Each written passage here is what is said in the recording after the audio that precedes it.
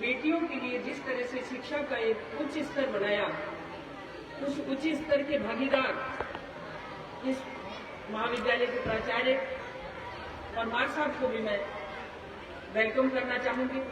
और उससे पहले पूर्व प्रधानाचार्य बहन जो आज जयपुर से आई है, लेकिन इसका भी लालसोट से संबंध है, जिन्होंने इस विद्यालय में रहकर कन्याओं की संख्या को शिक्षा से जोड़ने में अपनी अहम भूमिका निभाई। और मैं ये कहूं कि भाई पुरुषोत्तम के पिताश्री बाबा श्री भाई रामकरण जी, उनका जो आशीर्वाद था वो जब मैं लालसोट हेडमिस्ट्रेस हुई तो उस समय से उनका जो आशीर्वाद मिला वो आज उनका वंश भी देता है। सबसे बड़ी बात तो यह है कि राजनीति की रफ्तीली राह चाहे 3 तरह की हो, लेकिन विकास सबका होना चाहिए और सबके विकास के लिए सबका साथ होना जरूरी है। पार्टियां आती हैं जाती हैं, सरकारें आती हैं जाती हैं, लेकिन उस सरकार के पद पर चाहे विधायक हो चाहे सांसद हो, यदि अपने क्षेत्र के लिए मिलकर चलने की आदत नहीं है तो वहां विकास अवरुद्ध हो जाता है। लेकिन भाई प्रसादी लाल जी ने, मैं लालसोट विधानसभा के गांव-गांव में जा चुकी हूं। हर गांव के अंदर कुछ न कुछ उनकी कीर्ति दिखाई देती है। रामगढ़ में कन्या महाविद्यालय, और उन्होंने मांग करी थी कि रामगढ़ में एसबीआई बैंक की शाखा होनी चाहिए।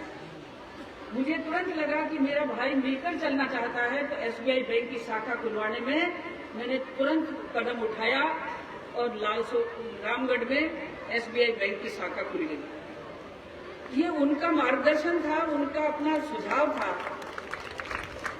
और आज कन्या महाविद्यालय की स्थापना मंडावरी में, और उस स्थान पर जिस स्थान पर मैंने 5वीं कक्षा में पहली छात्रा के रूप में प्रवेश लिया, ब्रह्मणी माता जी के बरामदे में पढ़ने की व्यवस्था थी और उसी व्यवस्था में पढ़कर कक्षा 5 करके और 6ठी में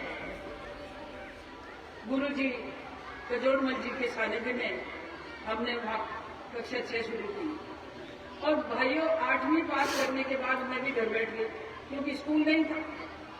और ये एक ऐसी बड़ी समस्या थी कि स्कूल नहीं है तो फिर आगे कैसे पढ़े।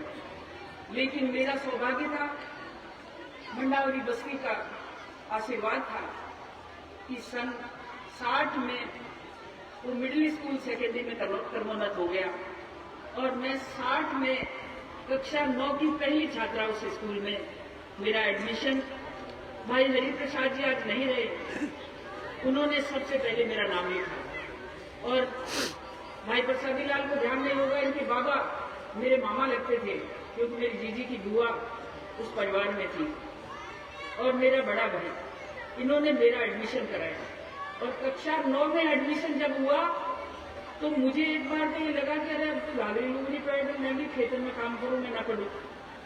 उस समय ये भाव आ गया था, क्योंकि जमाना ऐसा ही था। लेकिन एक मौका मिला और उस मौके के आधार पर मैं पढ़ लिख कर आगे बढ़ी। लेकिन मैं इस बात को इसलिए कहना चाहती हूँ कि राजस्थान की पहली ग्रेजुएट हूँ मीना जाति की। ये सौभाग्य मुझे मंडावरी ने दिया। राजस्थान ही नहीं, फिर जब भारतवर्ष के आंकड़े बने थे, जब मैं सांसद बनी, तब एक पहली क्लास की एक लिस्ट बनी थी, पहली सांसद, लेकिन पहली ग्रेजुएट उस समय भी लिखा गया, पहली हेडमिस्ट्रेस, पहली ही सेकंड ग्रेड टीचर, और पहली जाते जाते राजस्थान भर में मीना जाति की पहली बीजेपी की सांसद और पहली ही मंत्री। दायित्व कितने भी आओ बदलते रहते हैं, लेकिन दायित्व को अपना कर्म समझकर मैंने सींचा। और कर्म समझकर सींचने के आधार पर ही जब जयपुर की डिप्टी डायरेक्टर की हैसियत से मैं थी, वो भी पहली ही थी, पहली जिला शिक्षा अधिकारी, पहली ही डिप्टी डायरेक्टर। और उस समय जब भैरव सिंह जी ने त्यागपत्र की बात करी थी तो थोड़ी देर मेरे दिमाग में बल आए थे कि इतना बड़ा पद मुझे मिला है डिप्टी डायरेक्टर का। बहुत बड़ा हुआ करता था उस समय, 5-5, 6-6 जिले के अंदर में होते थे। लेकिन लंबी बात नहीं कहूंगी, बात एक ही है, जो बेटियों के लिए जरूरत है जिसके लिए, लेकिन माताओं के लिए भी जरूरत है। माँ भी अपनी बेटी को जिस तरह से संस्कारित कर आगे बढ़ाएगी, वो बेटी निस्संदेह पायदान दर पायदान आगे बढ़ती चली जाएगी। वो देखे कि मैं वर्तमान समय के साथ चलूं, परिवार की हैसियत के हिसाब से चलूं। परिवार की हैसियत यदि बहुत ऊंची नहीं है तो मैं नीचे कदम रखकर ही आगे बढ़ूं। कई बार देखती हूँ कि बेटियों को भाई भी नहीं देख सकता, पिता भी नहीं देख सकता, पूरा मुंह ढका हुआ होता है, हाथ भी ग्लव्स होते हैं, कपड़े ढूंढे सीधे उल्टे सीधे होते हैं। आज के जमाने के वेस्टर्न कपड़े आ गए। कई बार मैं इस बात की टिप्पणी करती हूँ कि हमें हमारी धरती को नहीं छोड़ना। बंधुओं बहनों, आज इस धरती को नहीं छोड़ने की वजह से ही मैं यहाँ। मेरी एक कल्पना है कि मंडावरी का सपूत पूरे अपनी विधानसभा क्षेत्र में जिसने कोई कसर नहीं छोड़ी, और काम छोटे नहीं बहुत बड़े। 50 साल तक उस टूटे हुए भवन को देखा करती थी जब भी आती, जिसमें हम पहली छठी क्लास पढ़े। उस टूटे भवन को देखने के बाद मन में आता था कि इस भवन के दिन कब जागेंगे। सांसद बनते ही भाई से मैंने बात की थी कि स्कूल का क्या करें। उन्होंने कहा आप चिंता मत करो, मैं स्कूल के लिए सीआरएफ फंड दूंगा, और 6 करोड़ का सीआरएफ फंड उस स्कूल को दिया। और वो भव्य भवन आने जाने वालों को दिखेगा, वो बामनवास जाने वालों को भी दिखेगा। बामनवास में बड़े बड़े पदों पर, राजस्थान के टॉप पदों पर, प्रशासनिक पदों पर लोग गए, लेकिन बामनवास में आज भी सूढ़े लौट रहे हैं, सूढ़े। हॉस्पिटल के सामने का जो दृश्य है, उस दृश्य को देखने लायक नहीं है। बरसात के दिनों में जब पानी बरसता है तो वहां पानी में महिलाएं उतर नहीं सकती अपने बच्चों को लेकर। वहां भी सरकारें बढ़ी। 10 साल तक मंत्री रहा, आईजी डीआईजी रहे, चीफ सेक्रेटरी रहे। अभी एक सम्मानीय हमारे, जिनको मैं भी आदर करती थी, आदरणीय भरतलाल जी, उनके स्वर्गवास के बाद जब तीसरे की बैठक में गई तो मैंने देखा कि उनके तो दरवाजों में आगे सोडा रोटी है। ऐसे अधिकारी, ऐसे नेता, ऐसे बड़े बड़े कर्मी जब बामनवास का नाम था। आज बामनवास में स्वर्ण जातियां और व्यापार करने वाला कोई नहीं रहा, जबकि मंडावरी बहुत पीछे था, बामनवास व्यापार में बहुत आगे था। आज मंडावरी को देखो, 35 साल की अपनी राजनीति में जो चमचमाहट दिखाई देती है, वो आपके इस लाडले विधायक की दिखाई देती है। मीडिया बंधुजन चाहे कितना भी मेरे बारे में कुछ आगे बोले, मैं राजनीति में भारतीय जनता पार्टी के कार्यकर्ता और सिपाही और सांसद हूं। लेकिन जब कोई कांग्रेसी बहुत अच्छा काम करता है और भटकता नहीं है, उस समय उसकी तारीफ करना मेरा कर्तव्य बनता है। और इस कर्तव्य की पालना में भी मैं 2 कदम आगे चलकर, ये पीहर की धरती है, पीहर की, और पीहर में कोई भी महिला खड़ी होती है तो गोडा छाती कोई न हो भाई। और ये परिस्थितियां आपके व्यवहार ने मुझे दी है, आपके आदर ने मुझे दी है, आपके सम्मान ने मुझे दी है। इनका मैं जितना चुका सकूं, भावनाओं से भी चुकाऊंगी, कर्म से भी चुकाऊंगी। और साथ ही एक बात कहना चाहूंगी, सरकारें आती हैं और जाती हैं। राजस्थान की सरकार जो कर रही है वो आपको दिखता है, भारत की सरकार जो करती है वो मुझे दिखता है, आपको भी दिखना चाहिए। आज देखिए कि घर घर में गैस के चूल्हे बन गए, जबकि मैं पहली 13वीं लोकसभा में गई तो 10 कूपन मिलते थे हमको, और 10 कूपन में पीयर वाला को देऊं, सासरा वाला को देऊं, कार्यकर्ताओं को देऊं। आज सबको फ्री गैस का कनेक्शन, एक पंचायत में 800, 1000 फ्री में कनेक्शन।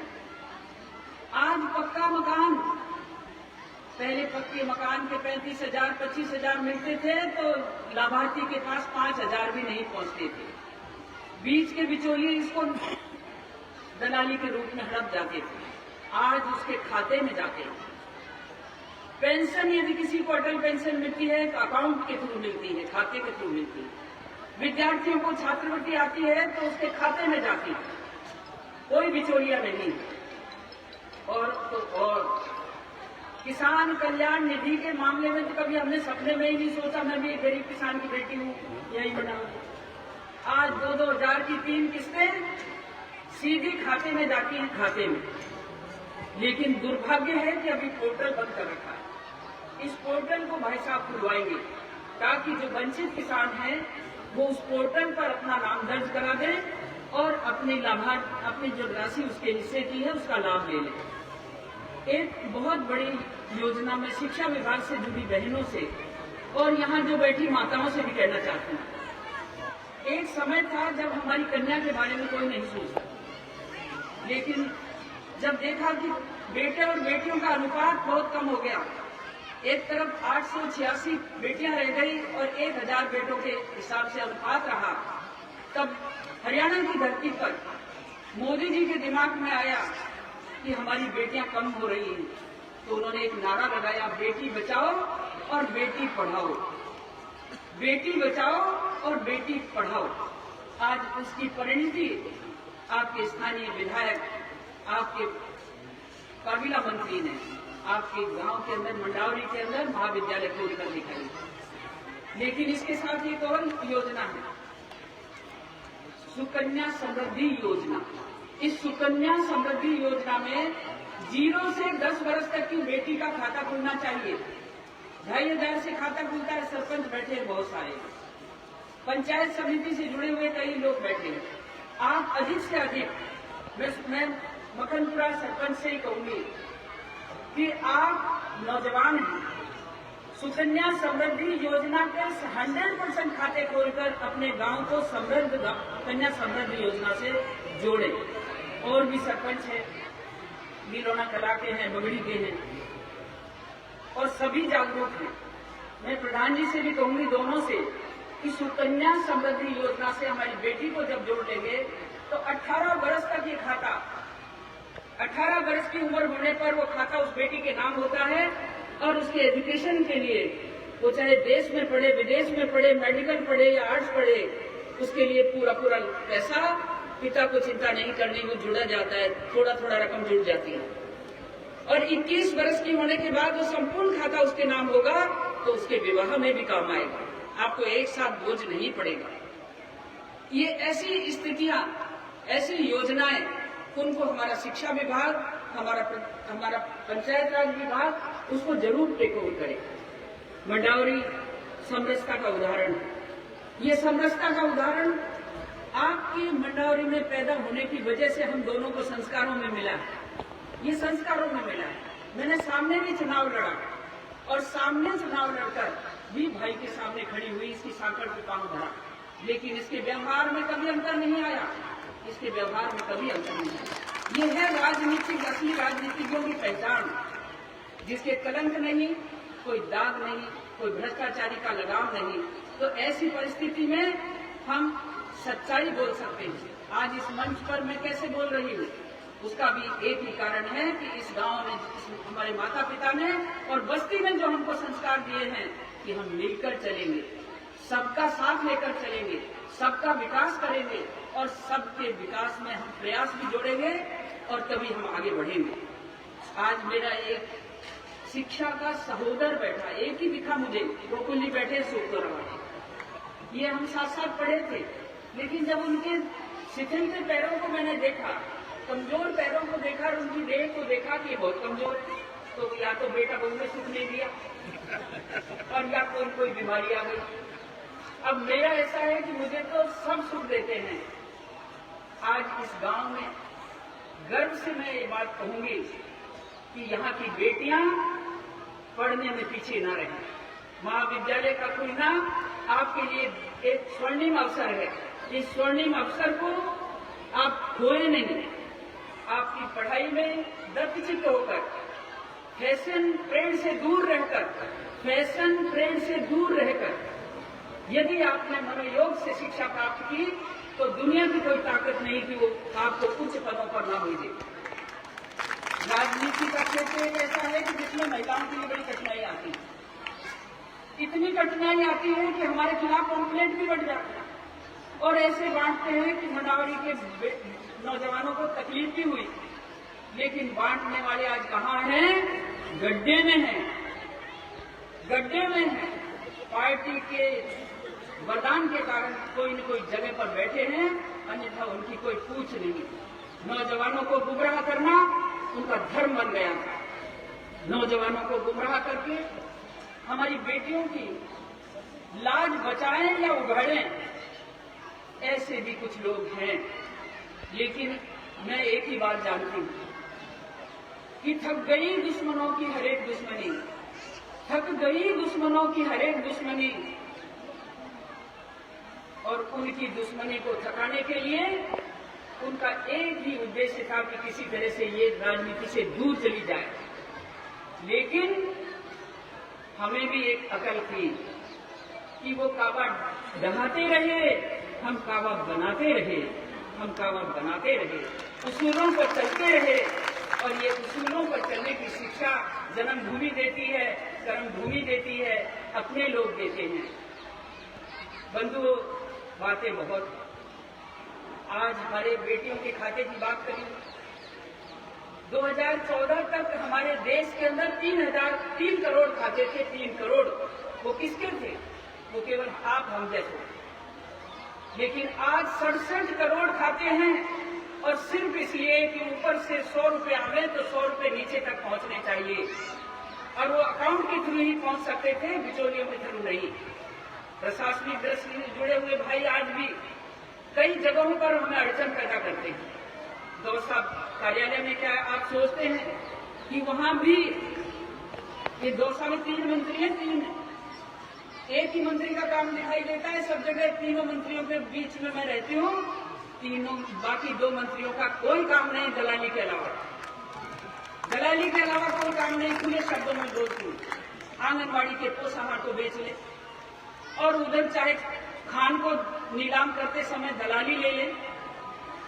ये ऐसे अनेकों लांछन उन पर लगे हुए हैं। मैं नाम नहीं लेना चाहती, लेकिन उनका काम ये जनता जनार्दन देखती है।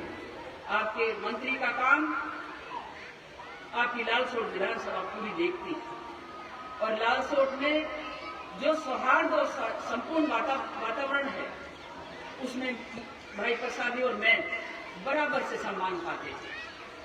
और मैं तो अलग अलग घरों में भी बैठती हूँ, भाई पुरुषोत्तम जी जानते हैं अच्छी तरह से। गलत आंदोलन करने वालों को भी मैं देखती हूँ दूर से कि इनका आंदोलन पेट के लिए है या समाज के लिए, ये भी मैं जानती हूँ।